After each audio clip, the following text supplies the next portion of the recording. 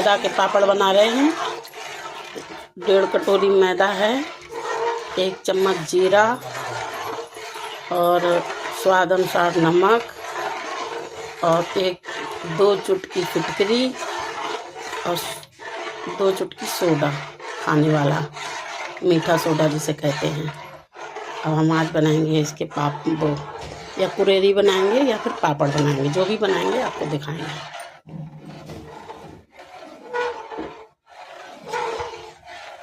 अब हमको इसको चलाते रहना है कि इसमें कोई गिल्टी ना रह जाए। अगर गिल्टी रह जाएगी तो बनने में दिक्कत देगा, इसलिए मुझको लगातार चलाना है। अब जब हम बनाएंगे तब आपको दिखाएंगे। खदक रहा है धीरे धीरे, इसलिए लगातार चलाते रहना है।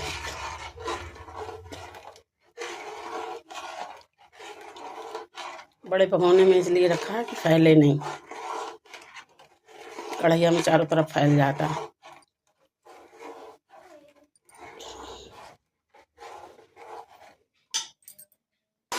ये इस प्रकार बन रहा है और अभी इसे और ठीक करेंगे, क्योंकि ठीक बोला था ठीक। दोस्तों अभी इसको और गाढ़ा करना है। ये हमारी शुद्ध हिंदी भाषा है और फिर हम आपको दिखाएंगे।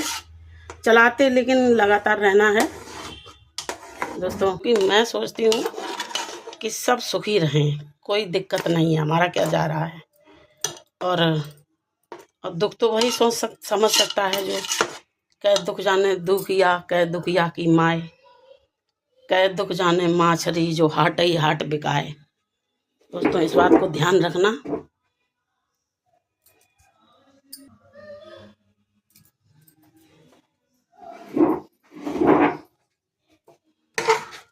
दोस्तों देखिए हम लगातार चला रहे हैं, कुछ ऐसा व्यू हो गया है।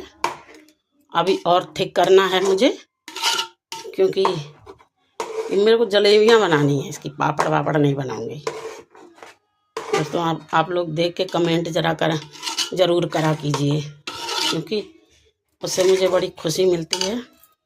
और एक वो भी होता है कि हाँ हमारा सही है काम या नहीं है, तो उससे मुझे और सीख मिलती है कि हम कुछ और अच्छा करने की कोशिश करें।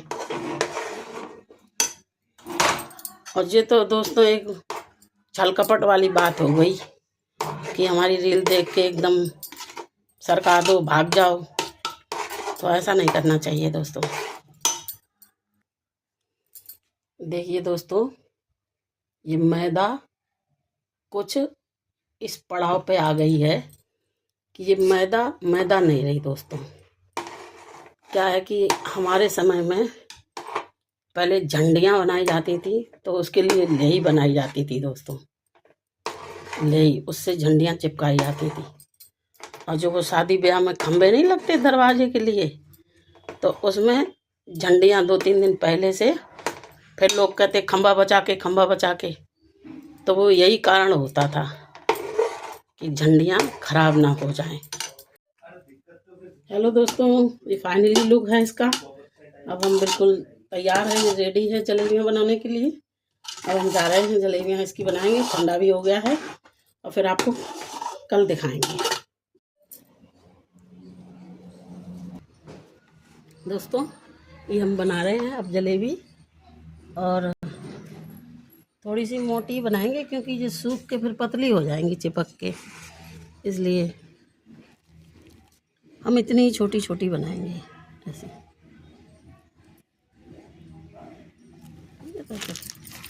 अरे पूरा इतना बड़ा देखो, फिर दूसरी वाली पहना हुआ। ये मैदा का आटा है और इसको मम्मी ने ये इस पन्नी में भरा है। ये जो तेल वेल की जो पन्नी आती है ना, नमक की मोटी पन्नी जो होती है, इनमें भर के और इसको साइड से काट कर और इस तरह से बनाई जाती है जलेबी, और ये खाने में बहुत अच्छी लगती है।